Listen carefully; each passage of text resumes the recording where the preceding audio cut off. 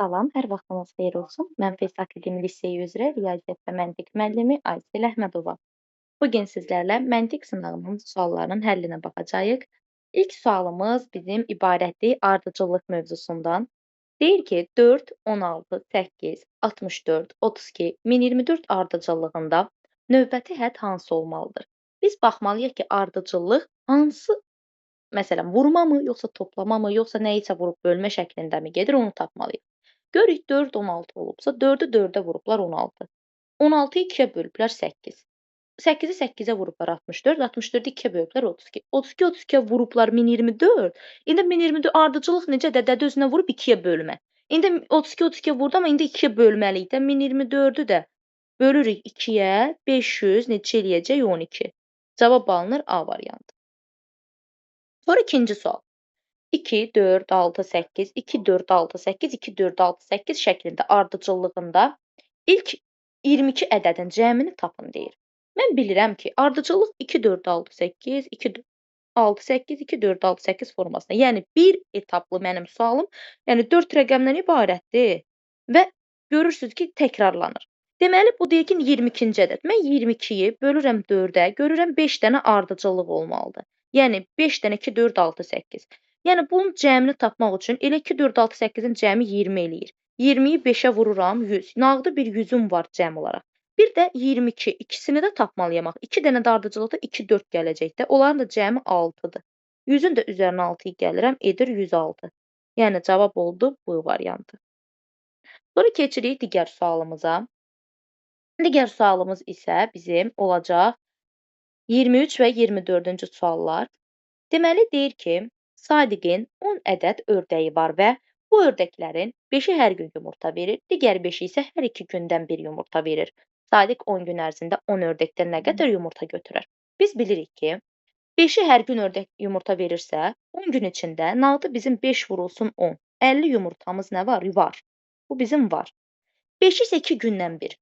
10 bölərəm mən nəyə? Bax, məsələn, 10-u 2 gündən bir verirsə, onu 2-yə bölürəm 5. Deməli, 5 dənə də 10 gün içərisində 5 dənə yumurta alacam da mən nağdı. Onda 5-i də vururam 5-ə, 25 dənə də 5 toyuğunda 5-i 5-ə vurdum 25. Yəni, bir toyuq mənə 10 gün içində 5 dənə verirsə, 5 dənə toyuğum 25 yumurta verir. Ümumilikdə isə 10 gün içərisində 50 ilə 25-i toplayıram, 75 dənə mənə yumurta veriləcək. Sonra keçirəm 24-cü sualımıza. 24-cü sualda yenə ardıcıllıqdır. 101, 102, 220, 212, 303, 322 ədədlərin ardıcıllığı verilib. Təbii ki də bu ardıcıllığa biz baxsaq, artımla getmir də. 101-dən 102-yə bir vahid artıb, amma 220-yə artıq nə qədər artıb? Nə vurulmayıb, nə toplanmayıb, nə çıxılmayıb, nə bölünməyib. Mən bunu tapmaq üçün başqa yollara əl atıram. Təbii ki də rəqəmlərin cəmi. Bu 2-dir, bu 3-dür. Bu 4-dür, bu 5-dir, bu 6-dır, bu da olacaq 7. Deməli, digər rəqəmi mənim rəqəmlərin cəmi 8 olmalıdır. Bu da o rəqəmlərin cəmi 8 olan yalnız 440 D variantı. Keçirik növbəti sualımıza. Növbəti sualımız 25 və 26-cı suallardır ki, 25-ci sualda deyir ki, Rasim 100 ədədini 2-yə və ya 3-ə vurur. Əldə edilən deyir ədədə 1 və ya 2 əlavə olunur. Daha sonra alınmış ədədi 3-ə və ya 4-ə bölür.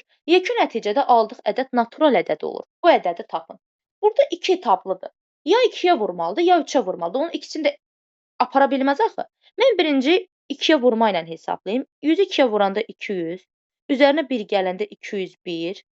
Sonra 3-ə bunu deyir ki, bölür. 201-i də bölürəm 3-ə, alınır neçə? 67. Bunu tapdım. Cavab bu ədəd dolu natural ədəd 67 aldım. Görək indi 3-ə də vuranda alınırmı? İndi bu mənim cavabımı verdi A variantı. 100-ü 3-ə vuranda 300, üzərinə 2 gələndə 302. 302 idi. İndi bölürəm 4-ə. 302 deyir ədədi 3-ə və ya 4-ə bölünür. Bu görürəm ki, 3-ə bölünmür. Nağdı 3-ə bölünmədi də. 4-ə də böləndə bu ədədi edir neçə? Qalıqla alınır. Tam bölünmür də. 7. Məsələn, burada qalır neçə? 22-nin də içində 5 dəfə, bir 2 qalığımız qalır da, yəni bu tam bölünmür. Bizə də deyir natural ədəd olsun. 3-ə də bölünmür, 4-ə də bölünmür. Bizim ona görə doğru cavabımız 2-yə vurub üzərinə 1 gəlib 3-ə bölməkdir. Cavab da A variantı. Sonra keçirik nəyə? Keçirik burada növbəti sualımız ABCD 4 rəqəmli bir ədədə ədəddə rəqəmlər deyir, soldan sağa artan sıra ilə düzülmüşdür və artan sıra ilə düzülmüşdür dediyinə görə, deməli ABC-dir. A ən kiçik olacaq və deyir B-də çıxaq AC fərqinin ən böyük qiyməti. Təbii ki də B-də çıxaq AC ən böyük olması üçün BD AC-dən böyük olmalıdır. BD böyük olmalıdır AC-dən. Çünki böyükdən kiçik çıxanda da rəqəmin böyük olar da, mənim alınmış ədədim böyük olar. Onda mən BD AC-dən böyüksə, mən indi bura 1 yazaram.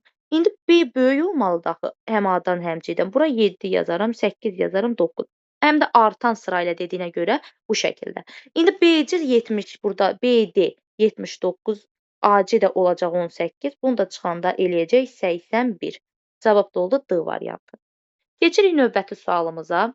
Növbəti sualımız bizim olacaq 27 və 27-ci sualımız. 27-ci sualda x-in yerinə hansı rəqəm olar?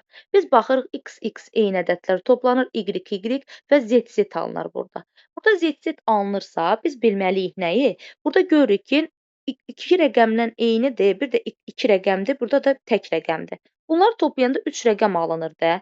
Bu 3 rəqəmli ədəd birdən başqa biz bilirik ki, həmişə yadda qalan söhbəti var. Məsələn, 9-un üstə 7 gəlsəm 17, 16 yadda da 1 qaldı. Bu 1 qalma yaddaşı ən qabağa yazılır da elə. Yəni z-imiz onda 1 olacaq. Z 1-dirsə 3 dənə 1 olacaq, 111. Burada da 2 dənə eyni ədəddir. Bura 111 olması üçün mən maksimum y-ə ən böyük 9-ları qoymalıyam ki, bu 3 rəqəmli ədədə qalxsın da. Onda 111-dən 99 çıxsam edirmi 12?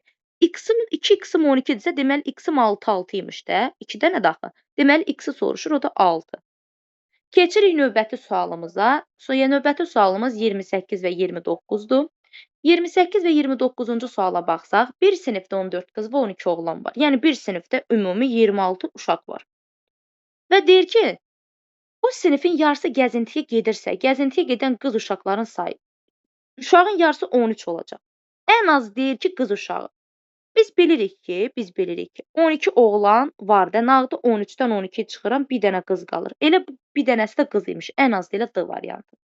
29-cu sualda bir zəri neçə dəfə atdıqdan sonra növbəti gələn halın ən az birinin təkrar olduğuna bax. Söhbət burada atdıqdan sonra deyir. Bizə bu sonra sözü lazım. Bir zərin üzərində 1, 2, 3, 4, 5, 6 dənə üzü var. Biz də 6 üzü bilirik ki, orada 6 üzü varsa, artıq mən bu zəri 6 dəfə atsam, bunlardan fərqli-fərqli üz düşə bilər. Ehtimal var buna. Amma artıq 7-ciyi atsam, burada artıq ya 1 düşəcək, ya 2, ya 3, ya 4, ya 5, ya 6. İndi mənə deyir ki, neçə dəfə atdıqdan sonra? Artıq 6 dəfə atdıqdan sonra. 6 dəfə atıram, 6-dan sonra. Artıq 7-ci təkrar olunur. Deməli 6 dəfə təkrar atdıqdan sonra.